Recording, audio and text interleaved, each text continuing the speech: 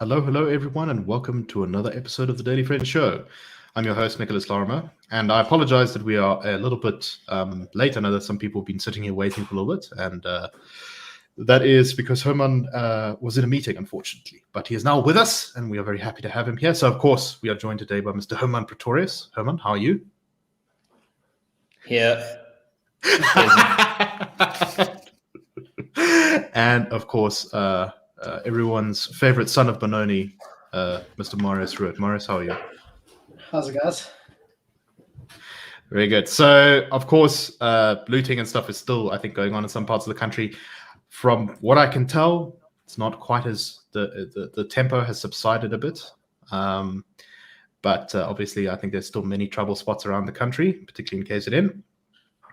So we're going to not talk too much about it, I think, because, of course, we've talked about it for the last 3 days, but we will touch on it here and there. I just want to say that there's absolutely fantastic to see all the people going out there right now who are doing their bit to clean up damage, to prevent looting taking place. There's just people all over, pictures and videos of that stuff coming through.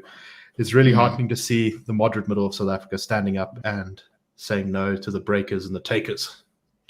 Nick, can I quickly add something on that? Yeah, sure. And I almost want to use that just to show one of these 5 precious digits to the race hustlers in this country who made this a race thing in the last few days, or who tried to make this a race thing in the last few days. If you look at the footage of people cleaning up, you see the real South Africa, and it's not one where the hate is, whites hate blacks and blacks hate whites. You can really see when these communities come together, they couldn't give 2 hoots who they are helping to clean up their community with.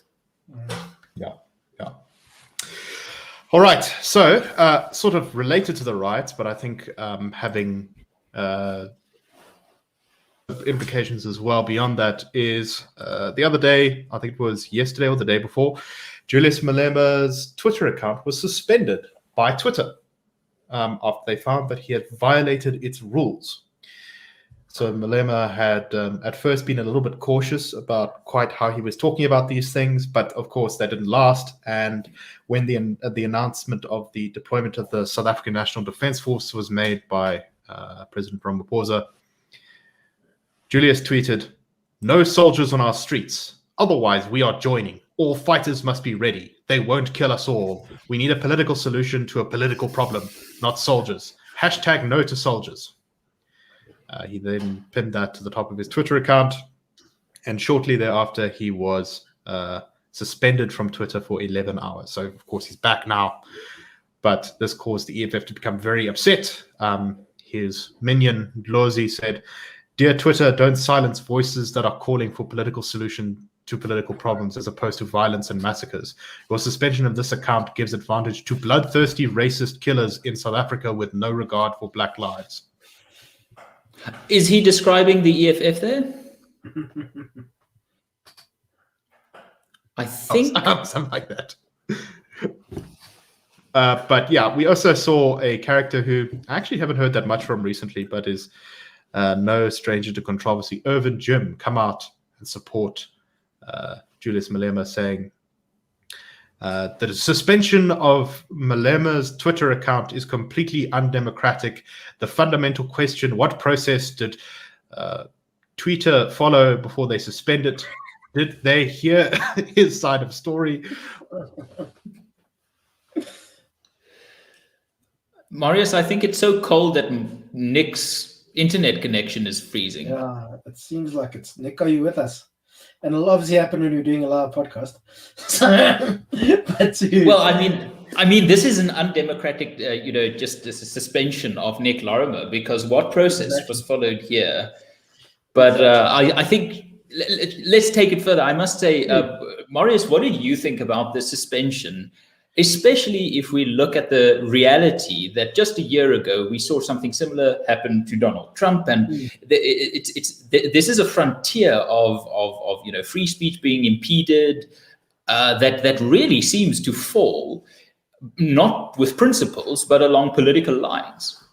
Yeah, I feel quite conflicted on this because I'm not the greatest fan of Julius Malema, but just like anybody else, he has a right to free speech. And it becomes so tricky. I mean, was what we were saying incitement to violence, which is one of the only times that you can actually restrict free speech, in my opinion? I'm not sure that it was. And obviously, there's no legal threshold on Twitter. Twitter can kick anybody off that it wants. But Twitter is now so big. It's the same argument with Facebook. It is now so big. It is basically the town square, and nobody should be silenced in the town square unless they are calling for violence or whatever the case is. But I mean, the precedent has been set. I mean, the president of the United States himself was kicked off Twitter, which I'm also not a fan of Donald Trump, but I also think that was a ridiculous decision. But I think this kind of thing is not going to end anytime soon. Hasn't it? You're back.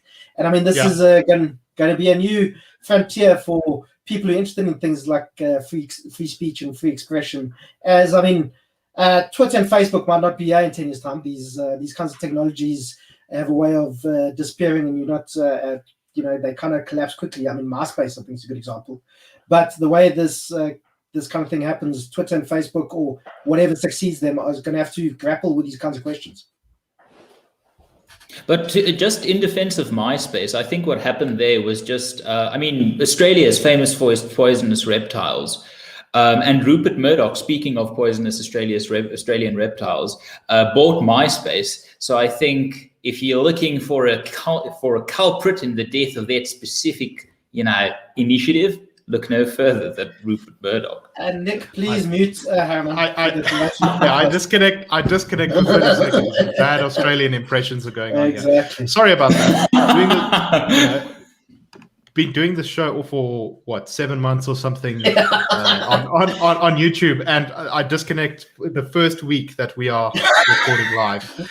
But anyway, okay. So did you guys discuss the impact that you think that social media might have had on these? No, we did not. On the looting. Okay, so Herman, question to you. I think that there's been some people in the sort of ruling party, some people in the media. It's not been an overwhelming feeling, but there's been some who've sort of said, look, this is being driven in part by social media and provocateurs on social media. So, of course, the Zuma children famously tweeted support for the looters. We see Malema here. And, of course, the DA, I think, has laid charges of incitement against Malema and the Zuma children over some of the things they said. So do you think it's played a particularly big role? We had a discussion about this actually in a meeting a couple of days ago, an internal meeting. What do you think? Well, I think it's definitely played a role. But I think we must also appreciate the role social media has played in the opposite direction, in making people aware of danger spots, in making people aware of what's going on in their communities, and of course, giving people the opportunities to stand together to find some sort of solidarity against the chaos that we've seen. We shouldn't underestimate, and I think this is that element. I think this is a very good example of where bad speech or destructive speech is most effectively countered by constructive speech, where if you're going to use social media to spread ideas of chaos and violence and criminality. I'm not saying you've got free reign. I agree with Marius that you've got these grounds that are not protected by freedom of speech, propaganda for war, incitement to violence. I can't remember the third one. There are three in Section 16 of the Constitution. So I'm not saying, laissez-faire free speech for everyone, but I do think this is a very good example of where destructive speech is being met by ordinary people on those very same platforms with constructive speech, making it possible for a country to find a voice and actually even some leadership and gumption and spine for the first time in a long, long while. So yes, these things can be used for bad purposes. It's like nuclear fission or whatever. or a knife. You can either cut a bread or a person, but it's up to us whether we will be able to use these tools constructively. But I suppose, I mean, it's the Gutenberg press. I mean, the Gutenberg press was also used to print the protocols of the Elders of Zion, but was also used to spread literacy through the world. So, I mean, any of these new technologies can be used for good or ill. And I think the nuclear fusion example is a very good one. It can be used in Hiroshima or Nagasaki, and can also be used as a form of energy. Yeah. So I see there's a comment here saying that Ndlozi and Malema received quite a lot of backlash on social media from people saying, look, some of us are EFF people, but we think you're being fooled here in what you're doing. Do you think the EFF is going to take a political beating from its sort of tepid support for the looting and protests? See, Herman has agreed to the demands of the public, yes. He's the man of the people, if nothing else, old Herman Petronius. Yes, as they say, vox populi, vox Dei. Exactly. It's hard to say, because we also must remember social media is not South Africa. Twitter is a very small microcosm of South Africa, but I do think it does. It tells you what is happening in the broader public. And that's what's with this backlash that people like Ndlozi and Shivambu and Malema have been receiving from their members, and people who are obviously pretty diehard EFF supporters, people with EFF avatars, or economic freedom in our lifetime in their social media bios and so on. I think it's quite likely that actually I shouldn't say it's quite likely. I mean, the EFF could go backwards in this upcoming election, but also they have been making inroads in KwaZulu-Natal, and a lot of people who were formerly ANC supporters might be because of, firstly, perhaps because of the expulsion of Jacob Zuma, maybe because of the tepid response to the crisis in KwaZulu-Natal by Cyril Ramaphosa and the current government, decide to throw their lot in with the EFF on the ANC. So it's hard to say, but it has been heartening that there has been this pushback from EFF supporters against the most egregious examples of race baiting from the EFF leadership. Yeah, I was saying just before the show that the revolutionaries are always able to sell the dream of the revolution to people until people actually see what it looks like, and it looks an awful lot like this, and then suddenly the revolutionaries become a lot less popular. Well, I think, that's what we were saying also when I mentioned Julius Malema. He's like the king in Shrek. He's many of you may lose your lives, but it's a sacrifice I'm willing to make. Yes. Herman, any final thoughts? Well, I think one thing that we must be vigilant about as South Africans is what just happened on the other side of the border with Eswatini, where not dissimilar events led to the Eswatini government asking MTN to shut down its network in the country. And MTN, with their proud history of appeasing tyrannical regimes, did so.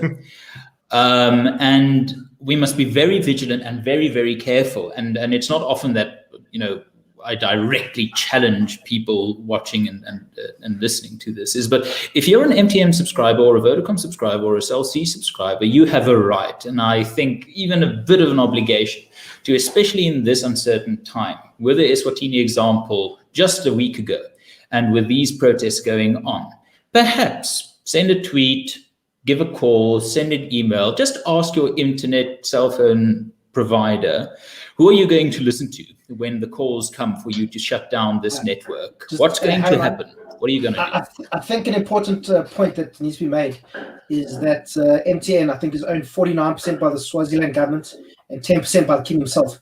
So I think about 60% of its shareholding is Swazi government. So it's a bit hard I understand I definitely agree with what you're saying, but I think the ownership is also a complicated issue. This was the deal they set themselves up for, and it's in contravention of their own regulations and framework to protect human rights. And I must say, I'm very glad that government did not go to trying something like that, like cutting off the internet to KZN, which you can entirely see happening. That's one thing within South Africa. We have lots of problems, but when all's said and done, our democracy, it's a cliche, but we still have a vibrant democracy. People can say what they want. They can associate with who they want. The government doesn't try to take those kinds of rights away from you. And I think that's still I think I think we have to wait. Look, let's put it this way. Say what you want or hang up to who you want. Yeah. Let's put it this way. No one's coming in through outdoors currently while we record this to put black bags over our heads. Yes. To a re-education. But we know that this is a government capable of putting a device in the press gallery in Parliament to stop journalists covering the events in that chamber. We know that they're capable of doing those little steps. That's for sure, but that's happened once in 27 years. And that was under somebody who's the closest we've come to having a dictator in South Africa. So I think we still have to, maybe that is the exception that proves the rule in South Africa. I'm not saying vigilance. Look, I'm not saying vigilance, not alarm. What is the price of freedom, Herman? Well, I think it's about $4. So that's what, 72,000 rand these days. Yeah, somewhere around. Yeah. So it's constant vigilance. Deciding to harp on this for a little bit more. I remember reading a story that I thought really did not get enough traction about the final days of Zuma's presidency. So if you remember, Zuma was recalled by the ANC because he was president at the same time that Ramaphosa was president of the ANC, and there was this obvious sort of disconnect between the two sides. And Zuma refused to heed the call, which created a lot of tension. And someone wrote a story which they said they couldn't prove and wasn't well verified. I think it was published in like the opinion section of News 24 or something, saying that apparently what had happened was Zuma had planned to engineer riots, particularly in KZN, and then he would declare a state of emergency, pull the army out into the streets, block off parliament to protect himself from the vote of no confidence, which was imminently about to happen at that time, and essentially tried to run the country as a dictator. Now, who knows if that story is true? But I must say, the recent trouble we've had sounds an awful lot like stage one of that plan. Am I completely mad to think that, Herman? No, I don't think I don't think you're completely mad. I hate alarmism. I genuinely hate it. I don't trust conspiracy theories. I think they've all been made up.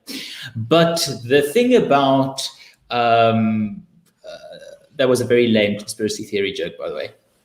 But the thing about these sorts of things is we're in a country where they are just possible enough for us to take it seriously and, apply pressure there where we can. I see some people already actually describing the recent days' events as an attempted coup of sort. And allegedly the reason why the Zuma plot did not come to pass is that the leadership of the South African National Defence Force did not agree to go along with it. They objected. Marius, your thoughts on this? Look, I think what you're saying is very likely. And I mean, it just shows you that it's a very good thing that Jacob Zuma does not have any state power anymore. And I think also tells you a lot about the guy, that it seems there might be Zuma sympathizers within the cabinet, but nobody that anybody takes seriously is on Zuma's side anymore. I mean, if you look at his main supporters, it's people like Carl Nias, it's people like Zwanele Mani. It's very much a rogues gallery. Yeah, exactly. Yeah. Nobody in South Africa takes those people seriously, or nobody who's serious takes them seriously. So it tells you something. But I don't know, Morris. They get a lot of media coverage for people who aren't taken seriously.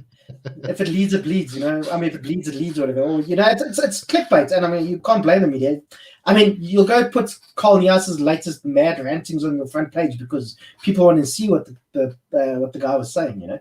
But I think we were probably the closest to becoming dictatorship post-apartheid South Africa when Jacob Zuma was at the end of his term. And I think we're lucky that there were cool heads and the SANDF did the right thing.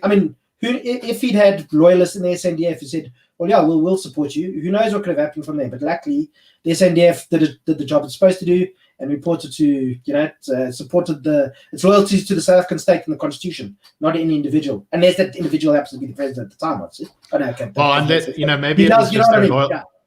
Maybe it was just their loyalty to the Ramaphosa faction. We have yet to see the ANC being challenged in the same kind of way. Nick, sorry to go on about this but I think this is one of the key differences between us and Zimbabwe, and I think there are a lot of similarities. But there are two key differences in my mind. Number one, our liberation leader voluntarily stepped down through constitutional means. Mugabe never did. I think that established a very good constitutional precedent, and it ingrained factionalism within the ruling party. Very good. The second thing is the personality leadership potency of Mugabe over the Zimbabwean military forces was immense. So he could do your Gukurandi style abuse of the populace. We don't have that here, and we should be very thankful. Yeah, no, I agree with that completely. All right, let us move on. Of course, we will talk about whatever developments come up over the next couple of days. But let's move overseas to that great friend and ally of the ANC, and that is, of course, Cuba, who have been in a bit of a spot of bother over the past couple of days, with people walking through the streets in the largest protests I think that Cuba has ever seen. And it happens to be a country where non-state sanctioned demonstrations are not legal for the most part. People have been chanting freedom, down with the government, open the give us political freedom, give us democracy. Some carried American flags in a particular move to know that they would be able to taunt the Cuban government with that, although I think that's quite divisive amongst the protesters there. And the Cuban government has tried to respond with force, as they usually do to this sort of thing in most cases. A couple of people have died, at least one person has died, and more than 100 have been arrested. The government has accused the protesters of being foreign-backed plotters and minions of the United States. Capitalist running dogs. Capitalist running dogs. But they had to make some concessions to some of the demands of the protesters over the last few days. One of those concessions is that, and get this, despite the fact that Cuba blames all of its economic problems on an American blockade, it charges steep tariffs on any travelers bringing in food or medical supplies or anything into the country. And one of the demands of the protests was that this be scrapped, and the Cuban government has now agreed to do that. So this is presumably because protesters and people want to bring in food and medicine that's not available in Cuba into the country without having to pay some exorbitant tax or possibly be arrested for smuggling. Herman, are we finally going to see the end of communist Cuba, do you think, anytime soon? I don't. I don't think that this is. But let me put it this way: if this had happened 4 years ago, I think there would have been a better shot. If there was a Republican president, if there was a Republican House of Representatives, or even a Republican Senate, two of the three branches of American state in Republican hands, I think you would have seen, number one, a shift in foreign policy, or an aggressive shift in foreign policy from Foggy Bottom, the State Department, to hasten, to add fuel to this, flame of liberty.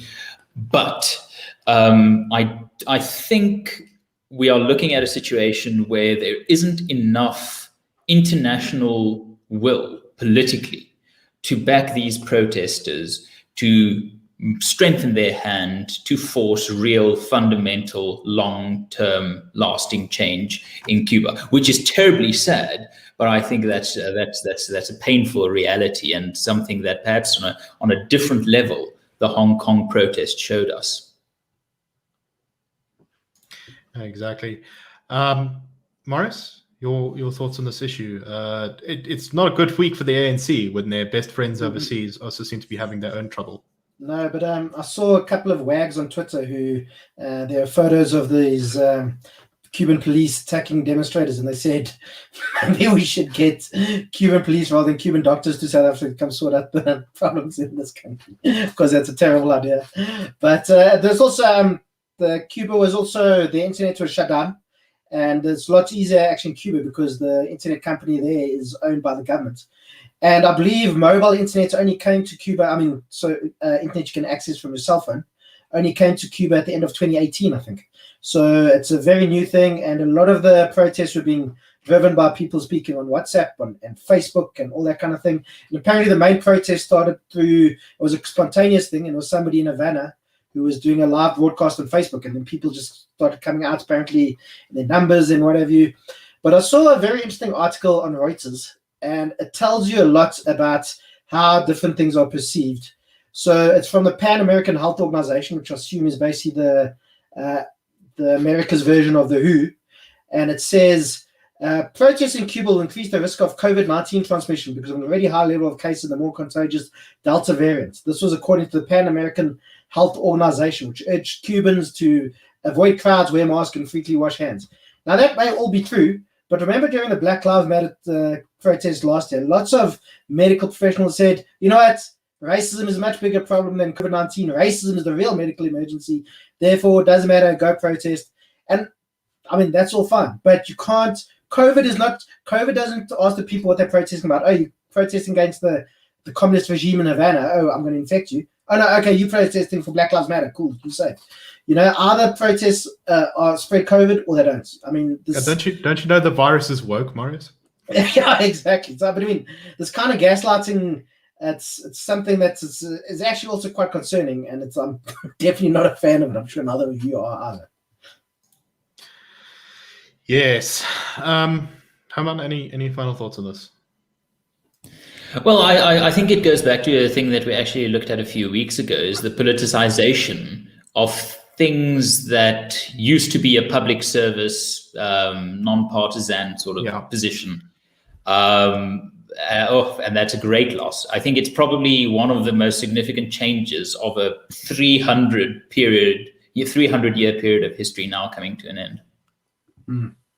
Well, one last point I'd like to make is just you mentioned those American flags. It's quite interesting to me too. There have been lots of protests around the world in recent times, and the American flag is often held up as kind of a symbol of freedom. We saw it in Hong Kong. I think that I've seen them in Venezuelan protests. I think they've also been in Myanmar. So despite, I mean, there are obviously a lot to criticize in the US, but a lot of people still look to it as a symbol of freedom. And I think to a large degree, it still is, I mean, for all its problems, I think we can all agree that we'd rather that the US won the Cold War. And when World War III starts between the US and China, I think it'll probably be better for the world if the US wins that. Well, I think that goes without question. I don't think any of us wants to live in a world dominated by the People's Republic of China, with their 1984-esque totalitarian surveillance states, entrenched corruption in their vassals. And of course, never mind their racial mobilization, nationalism of ethnic Han Chinese people. And potentially what could be a genocide going on in Xinjiang at the moment. Yeah. So, I know which side I'm on if it comes to that. But hopefully it doesn't come to that, because nuclear armed powers going to war with each other is never fun. Oh, it's something we need to talk about in the Daily French show soon. Is that I saw something on Twitter, and they reckon within 10 years the Red Army is about, the People's Liberation Army has a 66% chance of beating the US in a shooting war. Right now, military experts think it's about 50-50. So I think that's definitely something to talk about on a future edition. Yeah, although, it depends on so much. Anyway, that is very much a discussion for another time, and hopefully one that will remain very theoretical, because, the last Cold War ended. Yes, the last Cold War ended probably the best way that a Cold War can end. Let's hope that the second one ends in the same way, perhaps with maybe a little bit less poverty in China. But anyway, okay. So let us call it to a close there. This is, of course, the last show for the week. I see one of the people watching says that they like the live version. I'm glad that you do. It is a little bit experimental, but I think we're having fun nonetheless. And we'll see you next week on Monday, probably around 1:30. Assuming, I think it is Marius and Herman again. Assuming there are no meetings to interrupt things. But have a wonderful weekend, everyone. We'll see you, and keep the flag of liberty flying, everyone.